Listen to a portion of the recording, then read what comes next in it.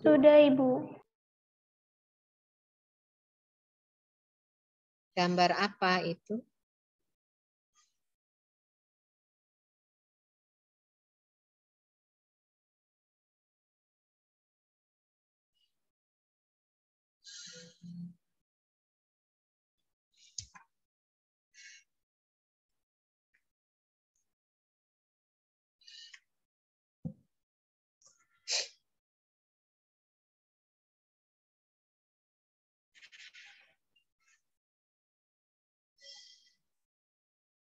Gambar apa, Nak?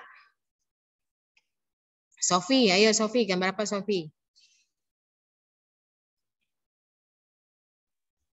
Masuk Ibu seperti anggota Apa? pemerintahan yang punya banyak uang tetapi tidak pernah memberikan ke sesama gitu Ibu. Putus-putus ya Sofi ya? Ulangi lagi Sofi. Izin masuk Ibu, apakah suaranya terdengar? Ya sudah. Seperti seorang yang punya banyak uang tetapi tidak memberikan ke sesama gitu Ibu. Tidak mau berbagi gitu. Oh gitu. Ida?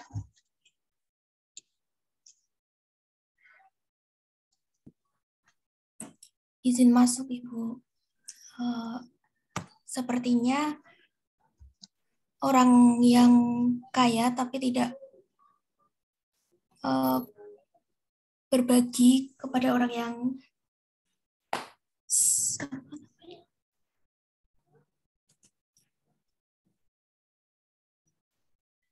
yang kurang mampu Ibu. Diana. Diana KN nama Diana KN.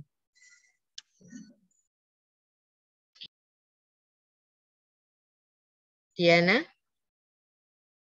Diana masih mengikuti pembelajaran? Masih, Bu. Ya, kalau menurut Diana bagaimana ini? Gambar apa?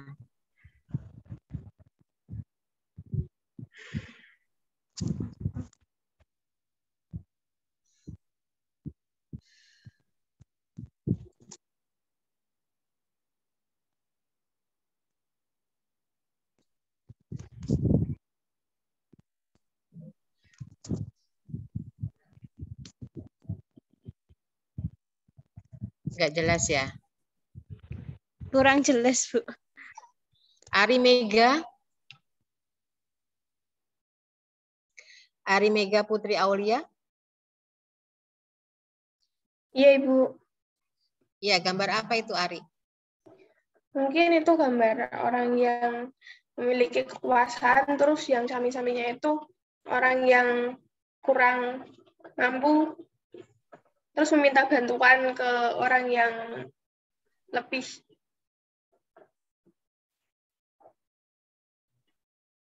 Ya, oke. Ini gambarnya terkait dengan kayak adipati ya, memberikan bantuan langsung gitu. Tetapi bantuan langsungnya tidak diberikan, ya, gitu. Oke. Dampak sosial. Di dampak sosial ini nanti terkait dengan kerugian negara akibat korupsi, kemudian biaya sosial korupsi, serta indikator keberhasilan pemberantasan korupsi. Ya, ini harapannya Anda sekarang nanti paham. Ini hujan banget di sini dan deras ya. Tempat Anda hujan nggak? Di sini hujan, Ibu. Hujan Ibu. Tidak Ibu. Ini hujan, saya di atas ini sendirian. Mudah-mudahan nggak ada apa-apa ya.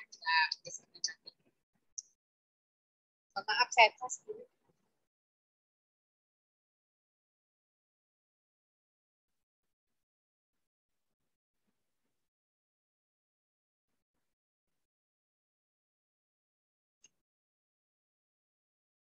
Sudah berganti ya ini ya.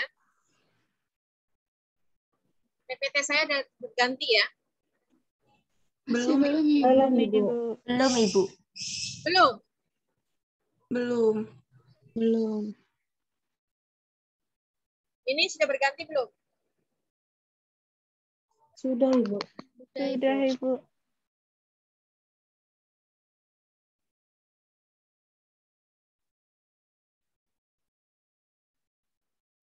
Sudah berganti nih? Sudah, Ibu. Sudah berganti? Sudah, Ibu. Sudah, oke.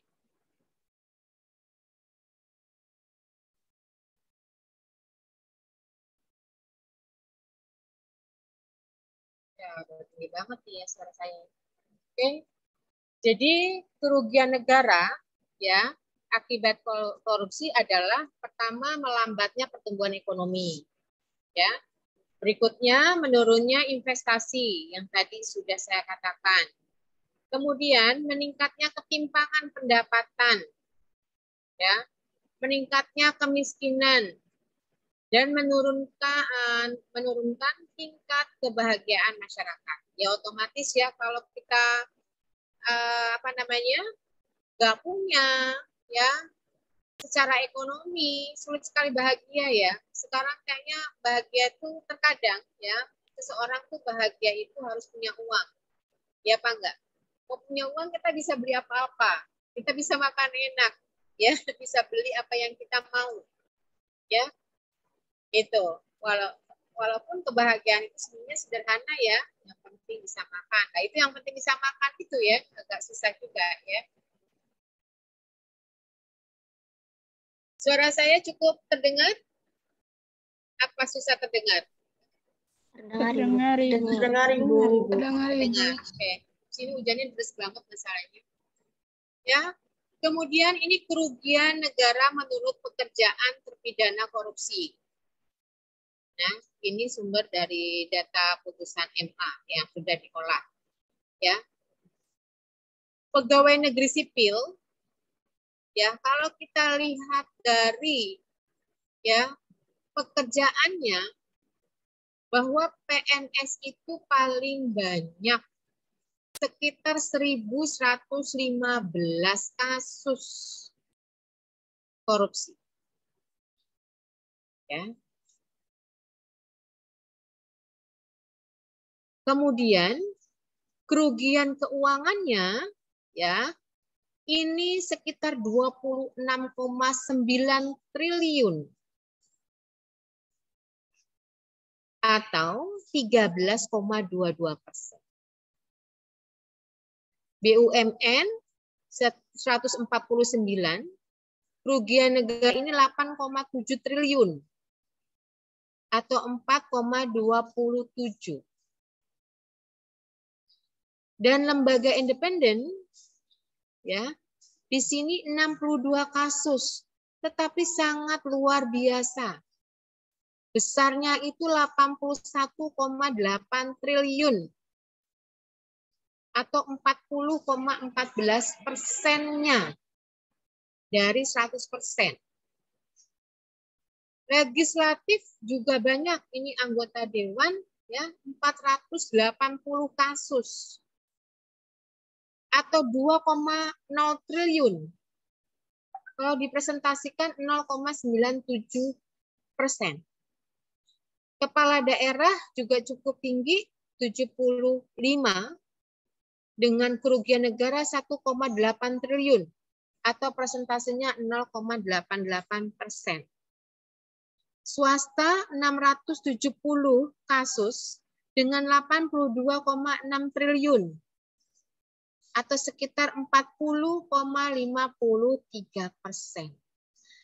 Kalau di total ya kerugian negara menurut pekerjaan ini 2.551 kasus ya dengan kerugian negara 203,9 triliun.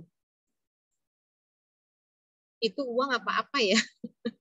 Coba Anda bayangin aja, kalau ini nggak ada, itu uangnya kan melimpahnya ke Anda semua ya. Ya apa enggak? Untuk anak cucu kita nanti. Jadi kalau kita lihat persentasenya, kerugian negara ini yang paling tinggi adalah di pihak swasta. kreditor lainnya sekitar 40,53% dengan kerugian negara 82,6 triliun. Berikutnya ke lembaga independen, baru ke PNS, baru ke BUM ke lembaga ke legislatif kalau nggak salah. Ya, ini data putusan MA, ya. Nah, kemudian biaya sosial. Nah, ini menurut teorinya Brand dan Prince tahun 2000 bahwa biaya sosial kejahatan dihitung dari 3 hal. Nah, biaya sosialnya, 1, biaya antisipasi kejahatan.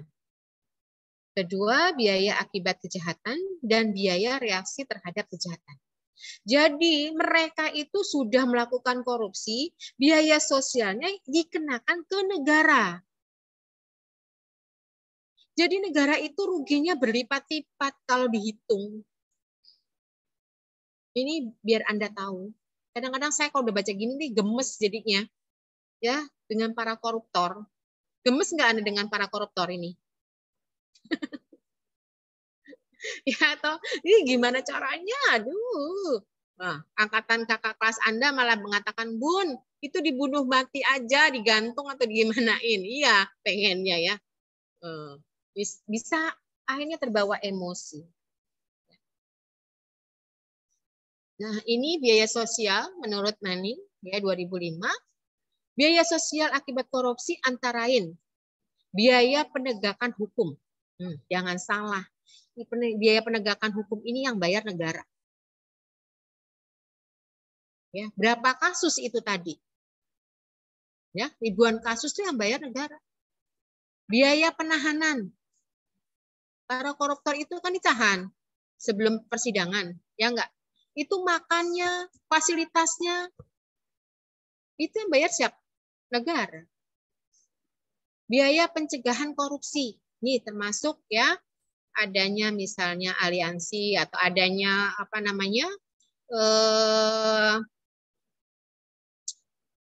penyuluh-penyuluh korupsi, ya.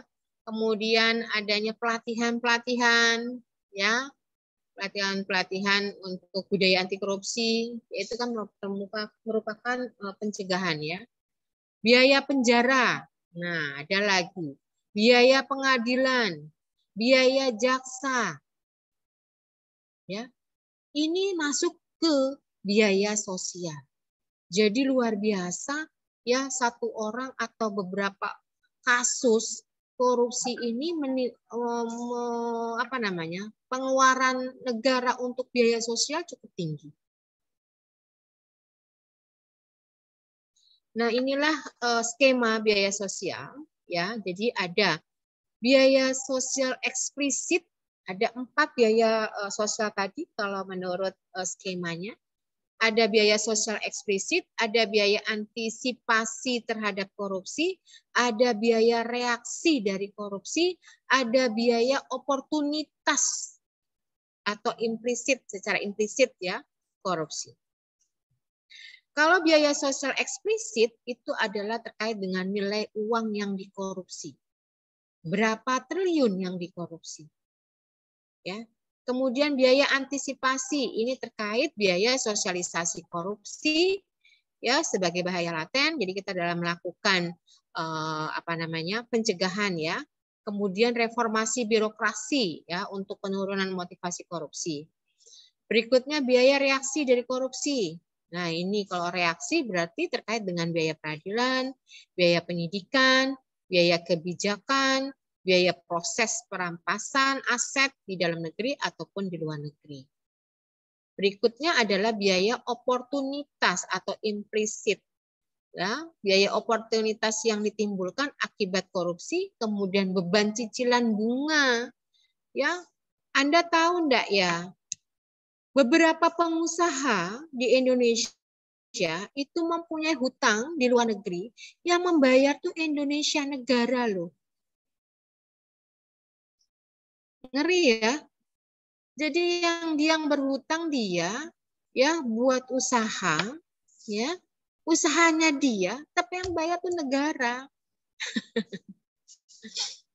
Kemudian terkait dengan biaya cicilan bunga ini, ya, itu negara atau hutang negara, ya. Perbedaan jenjang kelipatan ekonomi.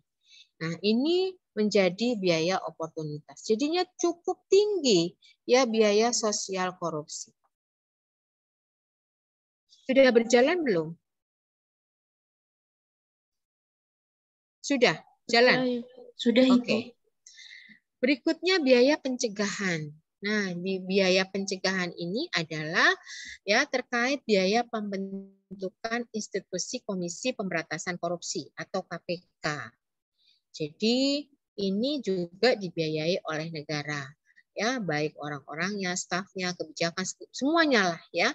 Ini pembentukan institusi ini adalah negara. Ya, ini merupakan biaya pencegahan. Nah, di sini terkait dengan hukuman, ya intensitas hukuman yang tinggi ini semakin meningkat sehingga biaya persidangan, biaya penjara juga cukup meningkat. Ya,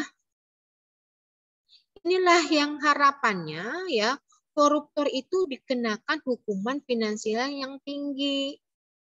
Ya, jangan malah koruptor itu hukumannya baik secara finansial maupun penjara malah rendah. Ya kan? Yang dirugikan berapa triliun? Ya pemasukannya juga seharusnya ya segitu. Gitu. Jangan melebihi, jangan kurang malahan dari yang dia korupsi. Bisa dia ngambilnya uang 1 miliar. Yang ngembaliinnya 1 miliar toh. Ya apa enggak? Tetapi kenyataannya tidak seperti itu. Nah, ini dampak sosial korupsi, ya, dampak sosial ke ekonomi, budaya, ya, kemudian dampak lain korupsi, kemudian dampak korupsi di sektor privat, kemudian dampak sosial korupsi di Indonesia. Jadi ini termasuk di mana dampak korupsi itu menjadi misalokasi sumber daya yang menimbulkan permasalahan di perekonomian yang mana tidak bisa berkembang secara optimal. Ya, berikutnya adalah dampak sosial korupsi. Ya, di sini terkait dengan pertumbuhan ekonomi, tingkat investasi turun, menambah beban dalam transaksi ekonomi dan menciptakan sistem kelembagaan yang buruk, sarana dan prasarana ya berkualitas rendah, menciptakan ketimpangan pendapatan dan meningkatnya kemiskinan. Nah, ini akhirnya dampaknya kemana? Dampaknya sosial korupsi ini akan berdampak kepada kemiskinan yang absolut. Ya, kemiskinan yang relatif, kemiskinan kultural, dan kemiskinan struktural. Jadi kalau secara absolut ya terkait dengan angka-angka ya berapa ya angka kemiskinan di Indonesia. Relatif ya secara kultur ya budaya juga terjadi kemiskinan, secara struktural juga terjadi kemiskinan. Dampaknya luar biasa ya. Satu persatu kita koreksi. Korupsi privat. Nah, korupsi privat ini menurut Argandona ya 2003 ini bahwa korupsi yang dilakukan oleh perusahaan. Ya, korupsi privat publik dan korupsi privat. Jadi privat ke seseorang ya, juga perusahaan ke perusahaan. Nah, ini maksudnya bagaimana ya? Yaitu terkait dengan pemberian hadiah untuk memudahkan hubungan bisnis. Iya apa enggak? Sekarang semua ya pasti ada buah tangannya. Gitu ya, memberikan apa ya sehingga biar bisnisnya berjalan dengan sesuai dengan harapan. Menyuap manajer, importir, distributor dan lain-lainnya. Menyuap manajer institusi finance ya agar dapat mendapatkan pinjaman. Menyuap untuk mengetahui rahasia transaksi perusahaan lain. Ya. Kemudian penyuapan untuk mengetahui rahasia informasi. Nanti ini UTS saya keluarkan ya. Kemudian penyuapan kepala manajer distributor. Penyuapan pada direktur untuk promosi jabatan. Ini namanya korupsi privat. Jadi nanti kalau ada kasus, misal ya seorang bla bla bla bla memberikan hadiah ya untuk memudahkan hubungan bisnis merupakan jenis korupsi apa? Ya.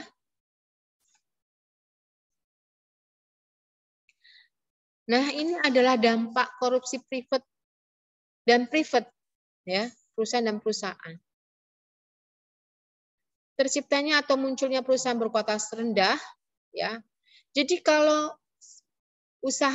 pengusaha dengan pengusaha dia memberikan sesuatu, oke deh kita kerjasama ya, karena dia di awal sudah memberikan yang cukup tinggi ya, biar bisa bekerja sama, akhirnya untuk kelanjutannya kualitas yang diberikan dia rendah ya, biar dia kembali modal terlebih dahulu. Ya, menurunnya tingkat investasi perusahaan, terciptanya kompetisi pasar tidak sempurna, ya, nggak sempurna, munculnya adverse selection dalam pasar, ya, dan terciptanya pasar lemon, ya. Pasar lemon itu yang kayak gimana sih, Bun? Menurunnya penerimaan optimum, menurunnya tingkatan kesejahteraan masyarakat, melambatnya pertumbuhan ekonomi, terciptanya infrastruktur yang berkualitas rendah. Yang tadi sudah saya katakan, misal ada rekanan, kita kan kalau membangun gedung misalnya, ini kampus kita kan lagi dibangun. Rekanan satu dengan rekanan satu misalnya, ya ada 2 rekanan. Satu rekanan memberikan apa pada kita, akhirnya menang. Nah, dia membangunnya akhirnya semennya yang harusnya 10 sak menjadi 5 sak dikurangin, karena sudah memberikan suap ya kepada yang mempunyai bisnis tersebut. Ya, akhirnya yang terjadi apa? Kualitas daripada infrastrukturnya yang rendah. Ya, jalanan sekarang ya. Untuk mendapatkan dia memperbaiki jalanan tersebut, dia harus memberikan suap ya kepada manajernya. Misal, akhirnya apa yang terjadi? Ya, yang harusnya pasirnya atau betonnya ini, besinya yang harusnya 12 mili menjadi cuma 5 mili. Ya, itu dikurangi semuanya. Ya. Berikutnya perhitungan dampak sosial korupsi. Nah, ini terkait ada 2, kerugian negara akibat korupsi di Indonesia dan konsep perhitungan dampak sosial korupsi. Nah, ini ada hitung-hitungannya, Nak. Ya. Ini sudah cukup lelah ketoknya nih. Udah capek ya? Halo. Halo. Masih bisa diteruskan? Amriatul senyum-senyum. Masih, Ini Ibu. nanti kita masalahnya ada hitung-hitungannya nih, Nak. Tugasnya kamu hitung-hitung hitung-hitung orang yang korupsi ya. Masih, tapi ini kayak pada ngantuk semua deh. Belum sarapan ya? Belum katanya tuh. Belum katanya Enji ya. Enji bukan tuh tadi yang ngomong. Nah, ini sudah ditutup semua nih, sudah tidak ada yang dibuka. Yang dibuka beberapa orang tok, Hikmah masih dibuka, Elisa masih dibuka, yang lainnya sudah hujan-hujan kayak gini enaknya tidur memang kok ya. Adem ya toh, minum kopi atau minum susu anget-anget ya. Terus makan gorengan. Aduh enak banget dah ya. Bun yang dibicarain kok korupsi ya, duitnya bukan duit kita, triliunan lagi ya. Udah MLS aja dengernya ya. Gitu. Memang saya paling susah kalau pembelajaran terkait dengan korupsi. Paling senang saya tuh kalau bicara kehamilan, persalinan, nifas. Ya enggak? Loh, sekarang magister kebidanan yang ngomongnya korupsi kok gitu. Gitu. Aduh, ya, tapi inilah yang terjadi dilema ya. Jadi kita semua Anda sekalian ya yang akan menjadi bidan-bidan profesional ya harus tahu bahwa negara kita tuh memang dirongrong oleh para koruptor ya. Ya, ini pengenaan hukuman finansial menurut pekerjaan. Ya. Misalnya tadi ya, ini sama ya. Tadi pekerjaan kan ada PNS, BUMN, lembaga independen, legislatif, kepala daerah, swasta lainnya ya. Kerugian negara. Ini ada beberapa kotak di sini. Yang A itu ada kerugian negara. Yang B itu ada tuntutan jaksa. Jadi tuntutan jaksa. Kemudian persentasenya bagaimana cara menghitungnya? B dan B dibagi A kali 100%. Ya, nanti ada soal masalahnya nanti. Kemudian putusan pengadilan. Nah, putusan pengadilan itu yang C. Kemudian bagaimana presentasinya? C-nya ini mendapatkannya ya terkait dengan kerugian negara dan putusan pengadilan. Nah, C dibagi A kali 100%. Saya kira gampang. Ya, perhatikan ya. Nanti kalau ada soal Anda jadi paham. Ya, PNS ini ya kerugian negaranya 21,27 triliun. Kerugian negaranya. Tuntutan jaksa hanya 1,04 triliun. Bayangin, coba deh. Ruginya negara ki 21,27 triliun. Tapi jaksa tuh hanya menuntut 1,04 triliun. Coba kerugiannya seberapa itu cobaan. Ngeri ya? Lah, presentasenya bagaimana? Apa yang negara dapat dari 1,04 triliun? Hanya 4,89% yang masuk. Ya apa enggak?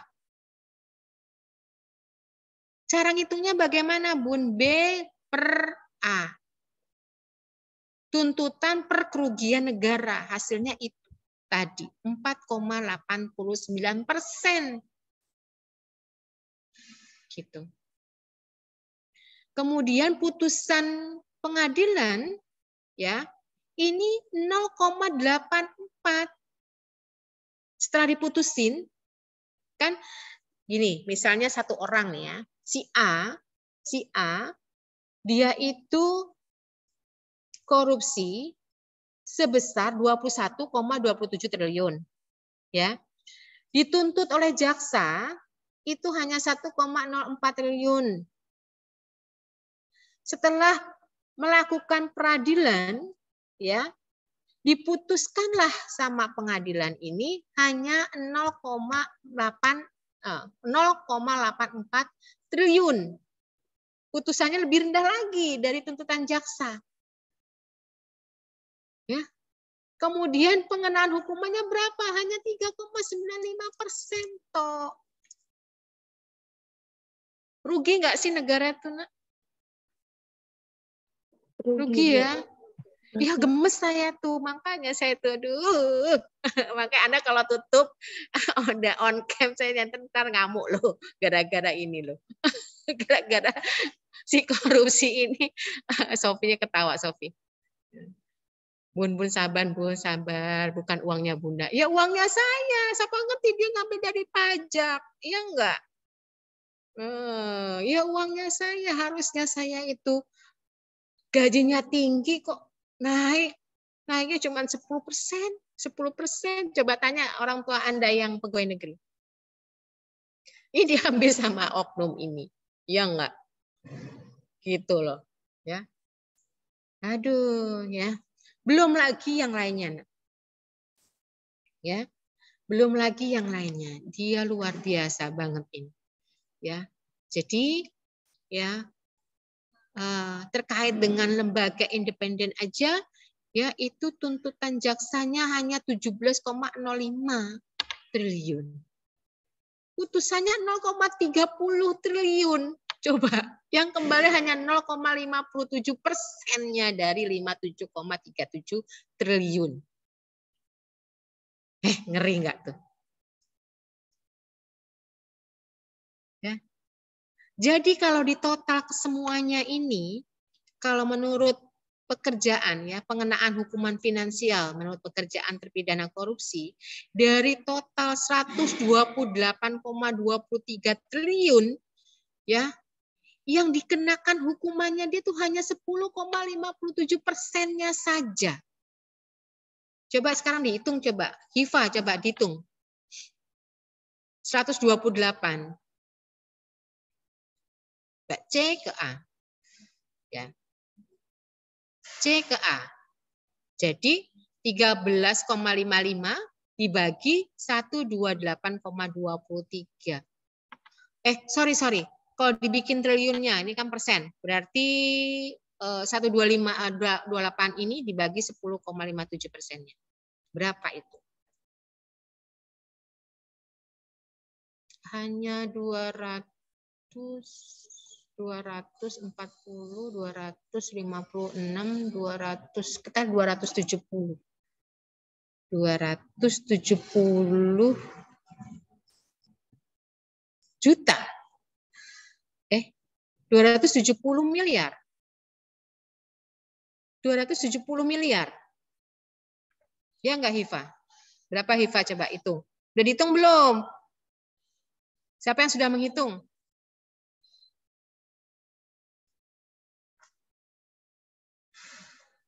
Siapa yang sudah bisa menghitung?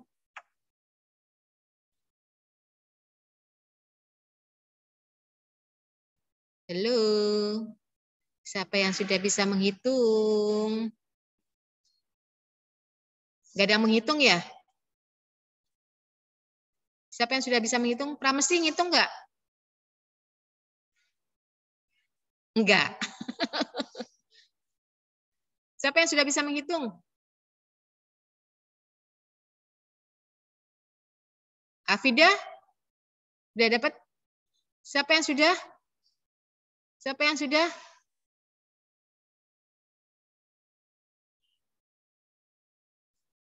Siapa yang sudah?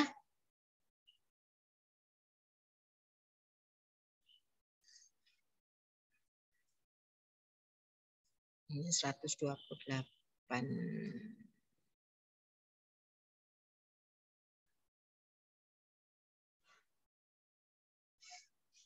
Siapa yang sudah? Apa? Siapa yang sudah? Ayo, tak kasih nilai wis. Siapa yang bisa?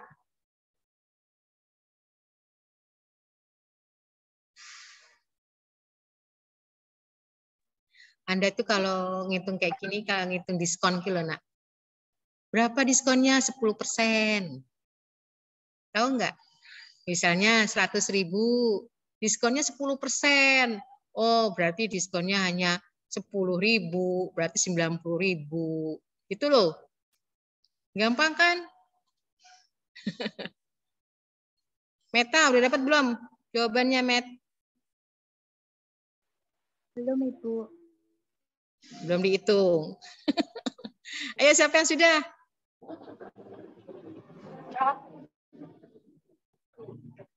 Gak usah takut salah. Dewi Salma, Rima Febri, Fayadan, ini Salsabila. Sudah belum? Salsabila Zahrani.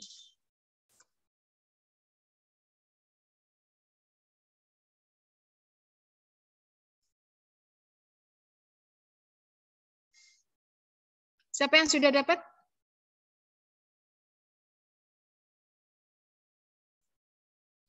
Enggak ada yang bisa menghitung. Waduh, luar biasa. Enggak bisa ngitung toh. Ambil kalkulator. 123,23 bagi 10,57%. Masa nggak bisa? Angelika, udah dapat belum Angelika? Belum dapat. Dihitung apa enggak sih? Saya suruh ngitung. Izin menjawab, Ibu. Saya sudah. Ya, siap. Siapa? Syafira sudah, Ibu. Ya, silakan. Hasilnya 1.213,15. 1.213,15. Kok 1213 ya? 1213 itu apa, Nak? Coba yang lainnya.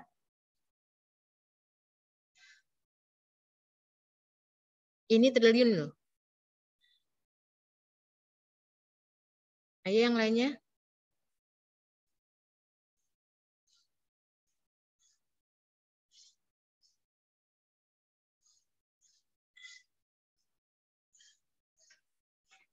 Ayo yang lainnya.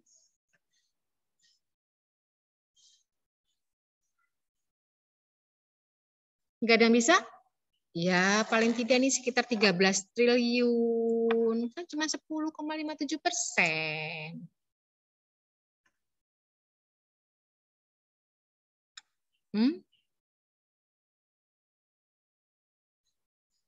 Iya enggak?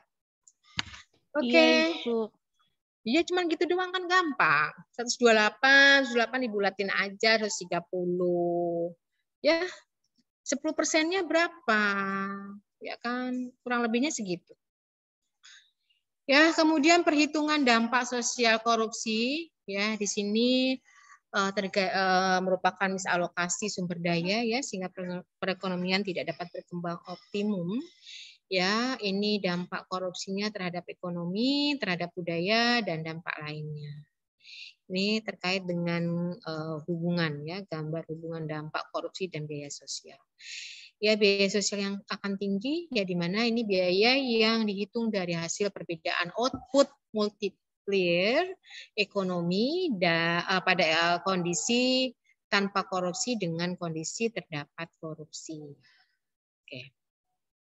Nah, di sini nanti Anda silahkan menghitung. Ini ada tugas menghitung, ya. Ada 2 soal, silakan Anda hitung, ya. Dari biaya sosial korupsi, ya, terkait dengan kasus Al-Amin Nasution, terdiri dari nilai korupsi kerugian negara, biaya implisit, biaya reaksi, dan biaya antisipasi korupsi. Sejumlah berapa dia melakukan korupsi. Ya. Nanti saya share ini, ya, silakan Anda hitung. Ada 2 tugasnya, tidak usah meresum, tetapi hitung saja untuk pertemuan yang keempat.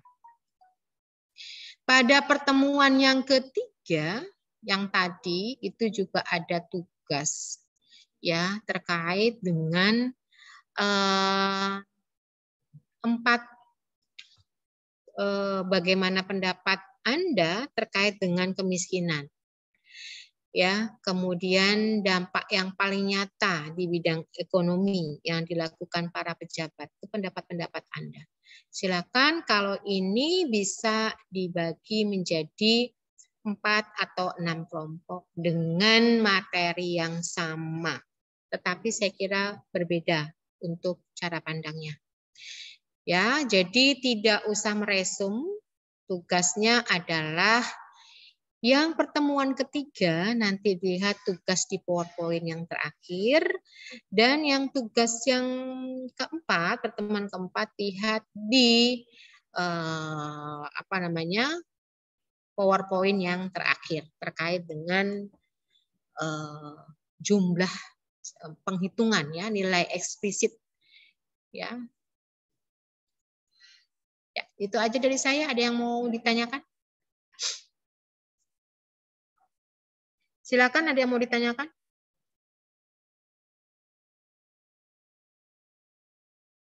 Jika tidak ada yang ditanyakan, maka pertemuan kita saya akhiri. Ya, pertemuan saya akhiri. Saya mohon pada Anda semua, para master semua, bisa kita sikapi bahwa ya korupsi itu cukup merugikan. Dampaknya pasti kita rasakan. Ya, Anda sudah saya beritahukan bahwa dampak sosial ya ini yang luar biasa ya beban sosial, biaya sosial ya yang negara harus keluarkan cukup tinggi. Udah kerugiannya cukup tinggi, biaya sosialnya cukup tinggi, yang didapat cukup rendah. Ya, jadi rugi. Gitu. Jadi saya harapkan Anda semua besok menjadi bidan profesional, bidan yang kompeten, tidak hanya kompeten di bidangnya, tidak hanya profesional di bidangnya, tetapi ya dalam pelaksanaannya ya harus menjunjung tinggi ya nilai-nilai budaya anti ya, bukan budaya korupsi ya, anti korupsi. Apapun itu, bukan hanya uang, tetapi waktu, ya, tetapi apa yang Anda berikan. Jangan dibedakan. Orang miskin kita kasih ini aja. Misal orang miskin dikasih setengah cc suntikannya. Orang yang kaya dikasih 1 cc suntikannya. Jangan. Ya enggak. Gitu. Meledak semua. Bu, saya mau suntik KB. Bu Pramesti. Oh iya. Tapi saya hanya punya uang 20.000. Oh ya sudah enggak apa-apa. Setengah dikasihnya. Ya. Ya, apa yang terjadi? Ya, 3 bulan datang ke Anda hamil. Ya, karena obat suntik KB-nya hanya setengah dosis. Ya. Jangan seperti itu. Itu sudah korupsi namanya. Nah, Bu, anak saya mau imunisasi. Oh iya, silakan. Itu. Tapi saya punyanya uang segini. Waduh, nggak bisa, Bu. Saya belinya aja 1 file segini. Gitu. Ya, terus gimana, Bu? Oh ya sudah, nggak apa-apa. Nah, kasih jarumnya yang bekas. Ya, itu. Disuntiknya sampai kriuk. Aduh. Ya, akhirnya infeksi. Nah, jangan ya, Nak ya. Gitu. Jadi harapannya kita ayo bersama-sama berbareng ya, saya, Anda, para master semua berbenah diri, introspeksi diri, apa yang sudah saya lakukan, apa yang belum saya lakukan. Yang dilakukan jelek tinggalkan. Ya, carilah kebaikan, amalan kebaikan. Mumpung kita masih di dunia, kalau sudah di akhirat nggak bisa lagi. Ya, mumpung kita masih di dunia, apapun itu yang baik-baiknya, ayo kita kerjakan bersama-sama. Ya, tinggalkan yang jelek-jelek, ya, yang nggak baik. Gitu. Mudah-mudahan kita semua diberi lindungan oleh Allah Subhanahu Wa Taala, ya, khususnya di Indonesia wabah COVID mereda, kita bisa bertatap muka langsung, luring langsung. Ini kelas Anda juga lagi dibenahi, ya, lagi dibuat bangunannya. Mudah-mudahan Anda bisa menempati, ya, paling tidak di kampus kita tercinta. Ya, terima kasih atas atensi Anda semuanya yang luar biasa.